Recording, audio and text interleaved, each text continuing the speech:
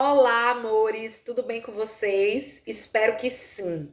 Estou gravando esse pequeno vídeo para fazer uma revisão sobre a Primeira República, que é o tema da nossa avaliação. Essa Primeira República foi um momento muito importante da história do Brasil, que teve início em 15 de novembro de 1889. Antes disso, o Brasil era um império, né? A história imperial do Brasil, que durou quase todo o século XIX, é dividida em três momentos. O Brasil viveu o primeiro reinado, com Dom Pedro I, depois o período regencial e, por último, o segundo reinado com Dom Pedro II. Né? Essa Primeira República foi proclamada, na minha opinião, a partir de um golpe.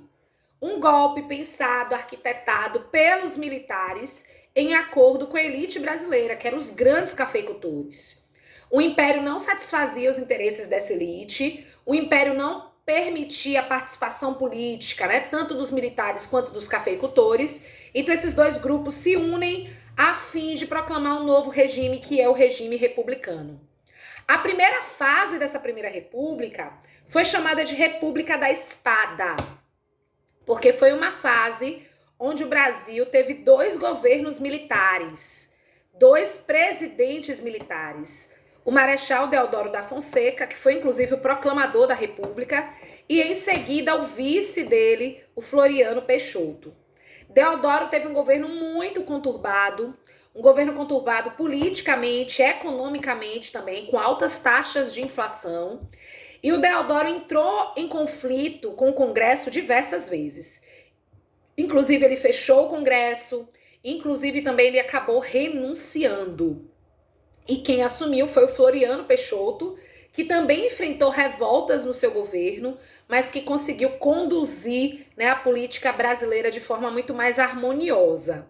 O que a gente não pode esquecer dessa primeira fase, né, da República da Espada, é que nela foi construída a nossa primeira Constituição Republicana, a Constituição de 1891, né? Uma Constituição que foi aprovada pelo Congresso. Essa Constituição definia o Brasil como Estados Unidos do Brasil. Aí eu não preciso nem dizer para vocês, né, qual era o objetivo, quem o Brasil queria imitar. Essa Constituição também definiu que o Brasil teria três poderes: o poder executivo, exercido pelo presidente, né, aquele que executa as leis; o poder legislativo, aquele que faz as leis, exercido pelos deputados e senadores; e o poder judiciário, que julga as leis. Além disso, essa Constituição definiu o voto como aberto e facultativo. O que é que isso significa? Significa que vota quem quer, né? Votava quem queria. E o voto não era secreto. Todo mundo sabia em quem todo mundo votava. O voto também estava restrito aos homens alfabetizados. Então as mulheres estavam excluídas do direito do voto, os analfabetos também, certo? Houve uma separação entre Estado e Igreja. Os funcionários da igreja não eram mais funcionários públicos, o clero não era mais funcionário público, né? E além disso, a Constituição dividiu o Brasil em estados, como existe, né, até hoje, a divisão que existe até hoje. E aí, após o governo de Deodoro, após o governo de Floriano, começa a segunda etapa dessa Primeira República, que é a República das Oligarquias, também chamada de República do Café com Leite. Por que República das Oligarquias? Oligarquia é um governo de poucas pessoas. Então isso significa que apenas uma elite participava da política brasileira. E República do Café com Leite, porque como vocês já sabem, quem tinha grande importância nessa república eram os estados de São Paulo, grande produtor de café, e Minas Gerais, grande produtora de leite. Essa república, gente, foi marcada por fraudes, por corrupção.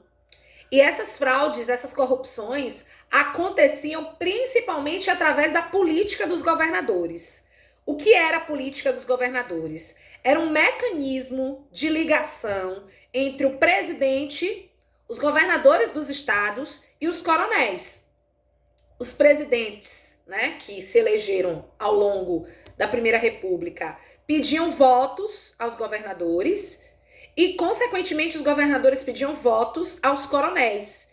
E os coronéis que submetiam a população conseguiam esses votos através da violência, através da fraude, né, através da corrupção.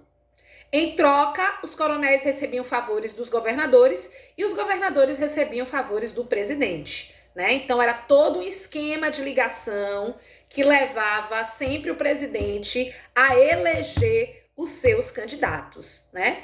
E a gente sabe que a base dessa República Velha era o coronelismo. Os coronéis eram grandes proprietários rurais, grandes fazendeiros que tinham sobre o seu domínio o curral eleitoral. Quem era o curral eleitoral? Era a população que vivia no domínio do coronel, no território do coronel. Essa população era obrigada a fazer o que o coronel queria, era obrigada a votar em quem o coronel queria. Como eu disse para vocês, essa população votava nos candidatos dos coronéis através da troca de favores, né? Vote no meu candidato que eu te dou um saco de cimento, que eu te dou um saco de farinha, enfim. Ou através da violência, né? Você vota, se você não votar, você pode sofrer algum dano, sua família pode sofrer algum dano. Então era assim que os jagunços conquistavam os votos que os coronéis desejavam. Lembrando que essa república foi marcada por uma imensidão de fraudes, né? Eram pessoas que votavam 2 vezes, urnas que eram roubadas, havia muito voto de defunto, né? Eu conheço alguém que morreu, eu pego lá o documento dele e voto no lugar dele. Então as fraudes eram muito comuns, eram muito mais frequentes do que hoje, lembrando que o voto era aberto. Então isso também facilitava as fraudes. No que diz respeito à economia, a gente não pode esquecer a grande importância do café nesse contexto histórico. O Brasil se tornou o maior produtor de café do mundo. Era o café que, inclusive, sustentava uma elite, né? Elite cafeicultora que mandava no Brasil. O café, ele se expande, né, de forma assustadora pelos estados de São Paulo, Rio de Janeiro, Minas Gerais também.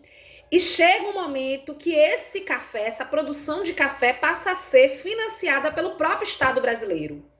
Houve em 1906 o Convênio de Taubaté.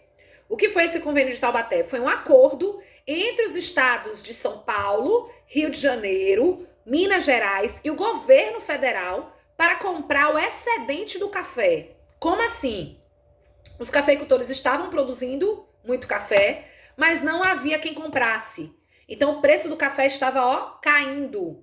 Então o governo federal se responsabilizava em comprar esse café para não prejudicar os cafeicultores, né? Então esse Convênio de Taubaté foi uma forma de utilizar a política brasileira, os mecanismos da política brasileira para beneficiar uma elite, né? Em relação à economia, houve também o destaque de outras produções. A borracha, na região norte, né, na região da Amazônia, um ciclo muito curto, que durou pouco tempo devido à concorrência inglesa, né? Os ingleses vão cultivar as mudas da seringueira lá na Ásia. O cacau também teve grande importância na movimentação da economia nordestina, mas também foi um ciclo curto devido, né, às crises do cacau e também devido à concorrência da Inglaterra. A Inglaterra passa a cultivar o cacau no continente africano. E é um momento também onde as indústrias passam a se desenvolver. O Brasil passa a ter um operariado. O Brasil passa a ter um grande número de pessoas que trabalham nas indústrias, principalmente as indústrias do estado de São Paulo. Esses operários eram, em grande parte, imigrantes, né? Como sempre, a gente fala de preconceito, a gente fala de racismo, e muitas pessoas negavam o trabalho ao negro que vinha da escravidão, descendente de escravo. Então, era preferível trazer o imigrante europeu para trabalhar nas nossas primeiras indústrias. E esses imigrantes se estabeleceram aqui, trouxeram as suas ideias, passaram a viver nas grandes cidades, passaram a viver amontoados nos cortiços. E o Brasil passa a viver um processo de urbanização. Aquele Brasil que tinha uma população que vivia apenas no campo, passa a ter uma grande população vivendo nas cidades. E esse desenvolvimento das cidades se dá principalmente por conta da industrialização, certo? Amores, eu espero ter ajudado em alguma coisa. Espero estar ao vivo com vocês em breve. Qualquer dúvida, estou à disposição, viu? Beijo, tchauzinho.